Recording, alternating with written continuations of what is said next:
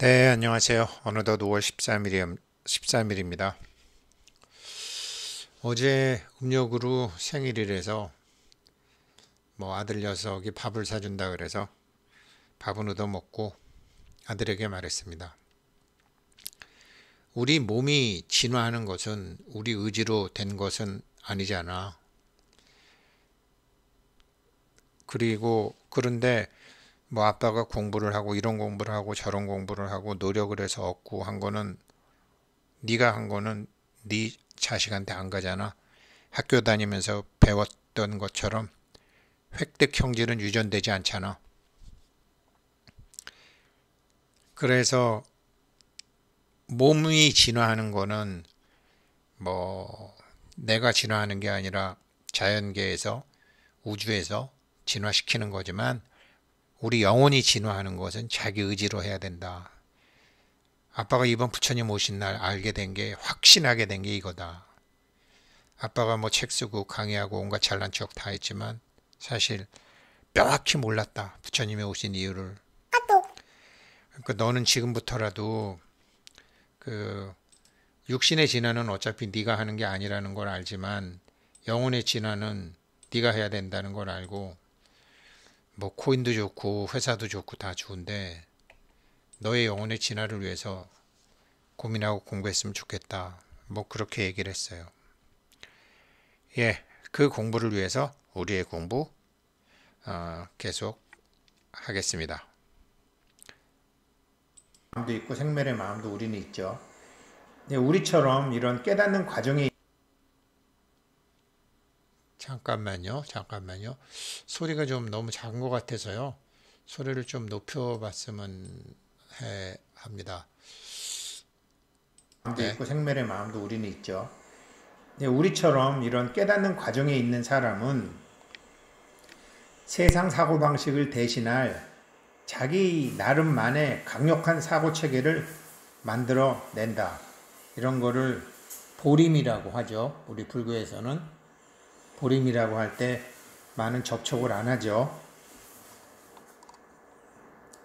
하지만 우리가 참된 인식과 사귀는 최초의 만남으로 빠져 들어갈 때는 이것을 지연시키는 반작용의 힘이 작동한다. 이른바 업력이라는 것이다. 그래서 바로 지금 순간을 식별하는 미래에 대한 기대도 하지 말고 과거에 대한 신경질 나는 것도 하지 말고 지금 이 순간만을 식별하는 우리의 자각을 키우고 우리가 길을 잃도록 만들려는 거짓짜기, 세계 나의 시도를 하나하나 확실하게 의식하기 위해서는 세상 사고방식에 굴복하면서 살아왔던 몇 가지 전형적인 우리들의 경험들을 살펴볼 필요가 있다. 참된 인식은 우리의 삶을 불생불멸에 내가 있다는 것, 불구부정에 내 마음이 있다는 것, 내 안에 부처가 있다는 것, 내 안에 열애가 있다는 걸 우리가 알잖아요. 우리의 삶을 일상적으로 적용하는 연습을 통해서 우리의 삶에 응용할 수 있기 때문이다. 그런데 이런 이론을 이해하는 것만으로는 충분하지 않다. 특히나 깨달음의 초기에는 시도 때도 없이 거짓짜기의 주장에 폭격을 당하게 되므로 아주 쉽게 옛 사고방식으로 돌아가고 만다. 자동차 운전 같은 새로운 기술을 배울 때는 누구나 정신을 바짝 차릴 수밖에 없다. 하지만 시간이 지나면 우리는 아무런 의식적인 노력 없이도 시의적절하게 아주 담배 피면서 말하면서 한 손으로 운전을 잘 하죠. 참된 인식의 경우에도 마찬가지다. 얼마 가지 않아 참된 인식의 작용대로 우리가 하는 것은 숨 쉬는 것처럼 자연스러운 일이 된다. 아직 자연스럽게 저 안 되더라고요. 30%는 넘어야지. 자신의 근원을 부정하는 우리 인류는 자기 날개가 잘렸다고 믿는 독수리와 닮았다. 독수리는 나는 법을 잊어버리고 참새들과 함께 모이를 쪼아먹는다. 그냥 날 수 있는데도 나는 법을 잃어버린 독수리는 병아리처럼 땅 위를 걸어 다니기만 한다. 우리 인간 영혼이 해야 할 유일한 일은 잊고 있었던 날개를 펴서 자신도 날 수 있다는 것을 깨닫는 것이다. 인간 영혼이 이런 어린애 같은 모험 정신과 기대감으로 충만할 때 그를 만나는 모든 상황들에서 새로움과 기적을 맛볼 것이다. 하지만 우리들 9 중 5이 동급쟁이로 생계비를 벌어야 하고 관리 앞에서는 움츠러들고 자칫 남의 이목을 끌까봐 입도 뻥끗하지 말아야 하는 세상, 질병을 예방해야 되고 손실분을 벌충할 보험에 가입해야 하면서 법을 존중하는 세상, 아무도 믿을 수 없고 자신의 희생양이며 어떻게든 살아남아야 한다고 여기는 세상, 이런 거짓짜기와 세상 사고방식에 중독된 사회 현실을 진짜 현실이라고 믿는 한 이런 전도망상된 뒤집힌 삶에 매달리는 한 우리는 절대 그 숨막히는 식상함에서 벗어나지 못할 것이다. 대신 우리는 너무나 따분한 나머지 죽고 말 것이다. 독수리가 나는 법을 기억해낼 때 참새들은 숨을 죽일 것이며 그가 과감히 자신의 튼튼한 날개를 펼칠 때 영성의 바람은 그를 자유롭게 끌어올릴 것이다. 항공기의 이륙에 관한 예는 참된 인식으로 옮아가는 초기 상황이 어떤 것인지를 좀 더 명확히 이해할 수 있게 해준다. 삼성 신경영에는 747 이론이라는 것이 있었다. 우리의 현실을 알고 인간미 도덕성을 회복하고 나부터 변화하고 한 방향으로 가고 경쟁력을 갖추고 질 위주의 경영을 하고 국제화하고 복합화하고 초인류 기업. 여기서 세 번째가 747 이론인데 발심하면 수분 내에 10,000m 이상으로 빠르게 치고 올라가야 한다는 것이다. 안 그러면 비행기는 폭파하고 만다. 그 이유는 비행기는 자신의 비행 에너지 중 가장 많은 양을 이륙하는 순간에 소비하기 때문이다. 지구가 잡아당기는 중력, 그 관성을 이겨내려면 그만큼 많은 에너지가 필요한 것이다. 항공기의 이륙에 필요한 이 에너지는 비행기의 전진 동작을 방해하지 않으면서 계속 공급되어야 한다. 그렇지 않는다면 이륙은 결국 우리를 애초의 출발 지점인 땅에 그대로 남겨놓는 일련의 애처로운 토끼띠으로 끝나고 말 것이다. 어제 윤석열 대통령의 취임문에 이 구절이 있길래, 이런 비슷한 구절이 있길래 자기 아버지 시절에 방군 아끼는 높은 임원들 다 6개월간 삼성연수원에 처박아 놨잖아요. 격리를 시킨 거죠, 쉽게 얘기하면. 그리고서 신경영이라는 걸 한 거죠. 확 치고 올라가야 되니까. 아마 안 그러면 걔네들이 뒷발 잡으니까. 그래서 야, 재밌는 우리나라. 그렇게 안 하면 거품은 반드시 터지기 마련이거든요. 거품은.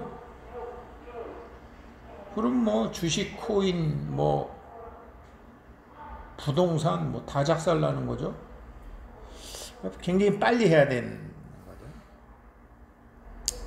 마찬가지로 분리된 나에서 하나됨으로 이륙하려면 우리요, 그러니까 자기가 분리된 자기로 보잖아요. 분리된 자기로, 그러니까 분리된 자기로 보는데 하나하나는 각자의 의도를 갖고 태어난 개별적인 존재지만 그 개별적인 존재에 작동하는 시스템은 하나잖아요. 우리가 무량의경에 나오는 것처럼. 그래서 제가 박 회장 보고도 별 볼 일 없는 우리 자신으로 다시 끌어내리려고 애쓰는 거짓짜기의 업력을 이겨내야 된다. 난생 처음으로 진짜 희망을 갖게 되는 우리는 아마도 새로이 찾아낸 호기심과 열정으로 가득 차서 세상을 만나보려고 걸어나갈 것이다. 사실 이건 당연히 그래야 되는 것이다. 이거 제일 잘하는 사람이 일론 머스크죠. 걔는 맨날 웃으면서 바보처럼 시시시 웃으면서 정말 대단한 사람이죠. 그러나 우리가 당장에 맞닥뜨리는 것은 두려움과 부족의 기존 관념으로 가득 찬 세상이다. 우리 자신은 바뀌거나 바뀌는 과정 속에 있지만 우리 환경은 여전히 관성대로 굴러가고 있기 때문이다.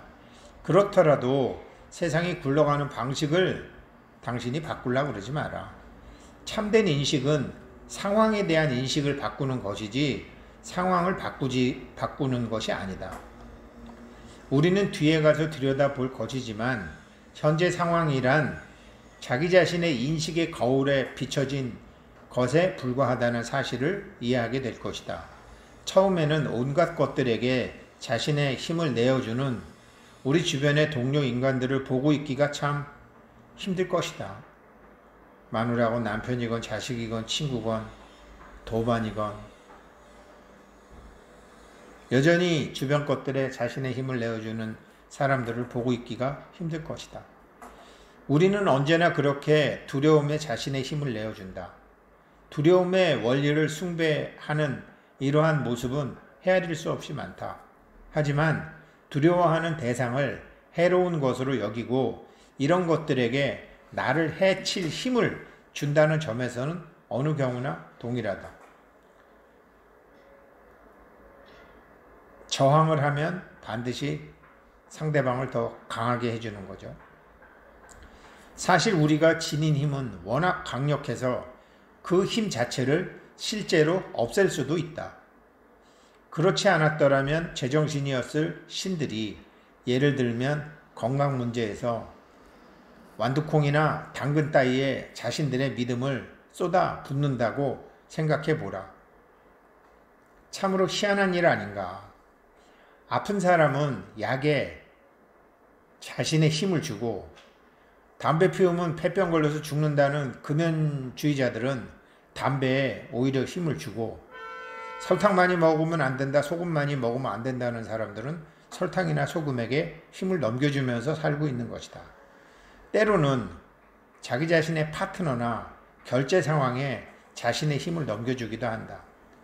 부족함, 세월, 죽음, 그리고 온갖 질병이 다 두려움의 대상이다. 하지만 그 두려움을 떨치려고 애쓰면 애쓸수록 오히려 우리는 두려움의 소나기에서 벗어나지 못한다. 이렇게 해서 우리는 분리가 가져온 온갖 두려움과 질병의 나무를 숭배하면서도 그 결과인 열매를 놓고는 점쟁이 찾아다니고 기도하고 화를 내고 한다. 그러나 삶은 달리 보장이나 담보를 갖지 않으며 삶 자체가 보증이다. 무슨 소리냐면 자기에게 지금 어떤 일이 일어나건 우크라이나건 러시아건 이것은 계산을 할지 몰라서 그렇지 과거로부터 이어온 어떤 결과인 여기서 어떤 새로운 미래를 만들 때는 자기가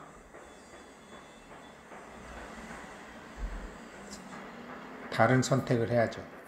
그러니까 뭐 보장이나 뭐 돈 갖고 있다고 보장되는 거 아니고 건강검진 뭐 6개월마다 받는다고 보장되는 것도 아니고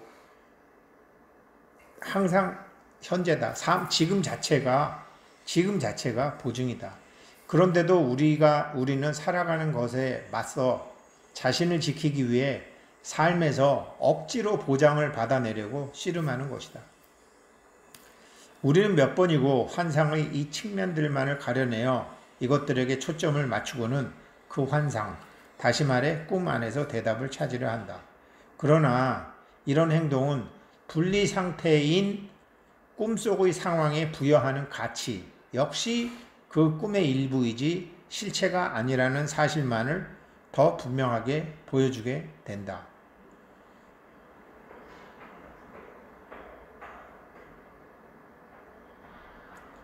그렇죠.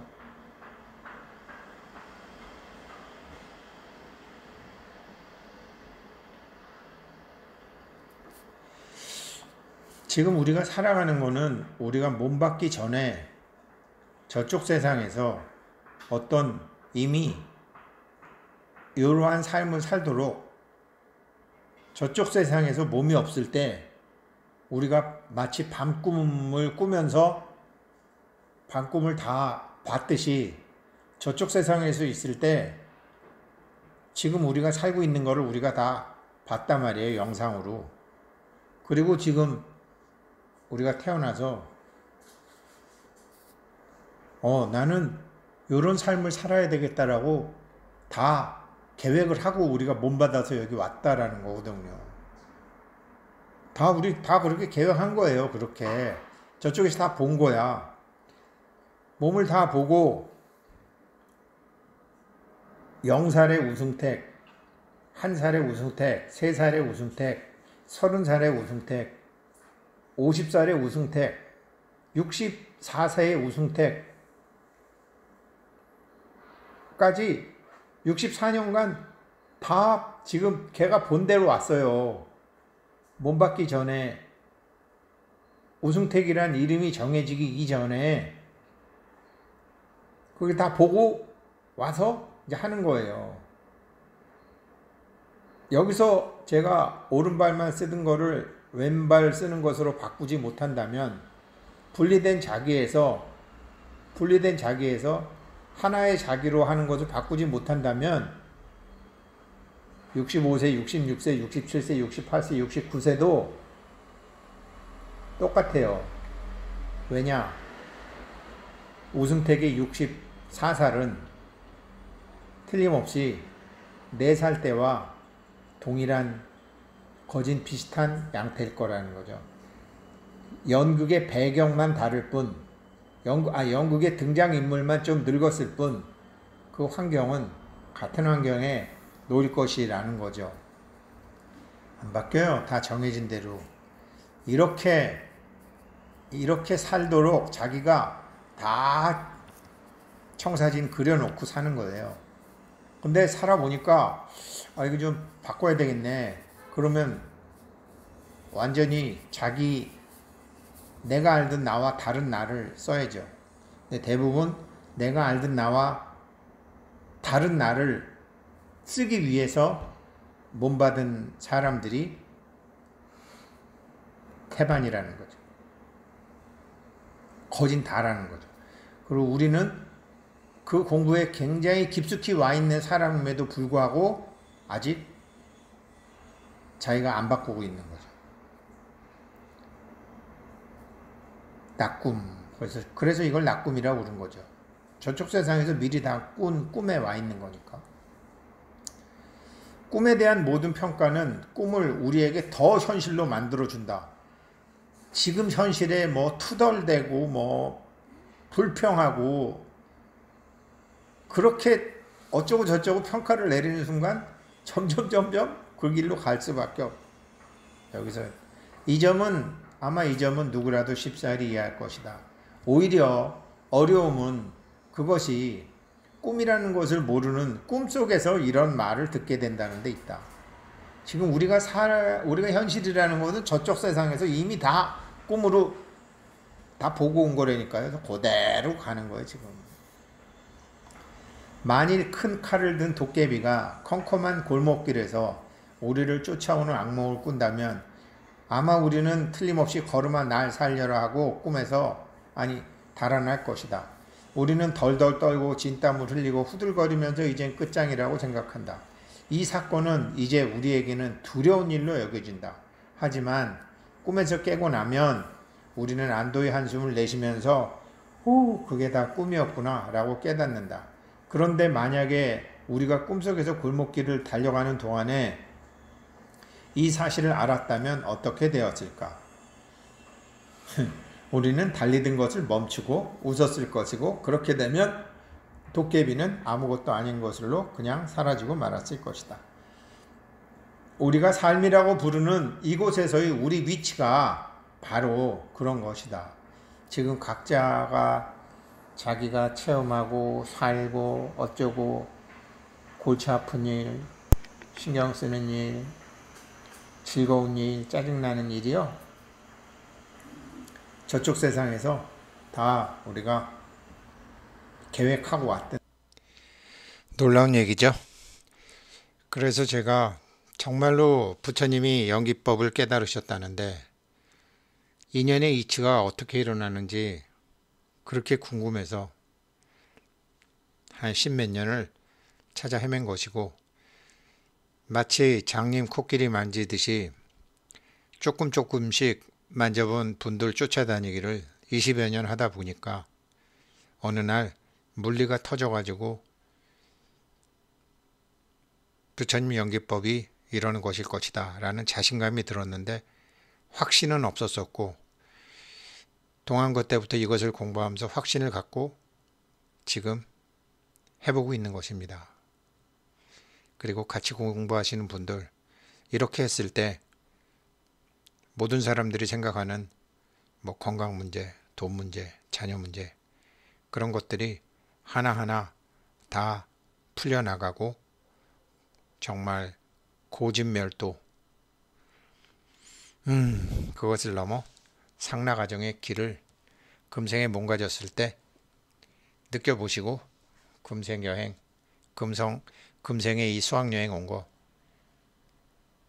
마치게 되기를, 그렇게 되실 것입니다. 그렇게 되시도록 예전에는 주식으로 하려고 그랬고 지금은 이제 코인으로 지금 제가 하려고 그랬고 발전소도 있겠고 여러 가지 준비했던 일을 하나하나 펼쳐나가겠습니다. 고맙습니다.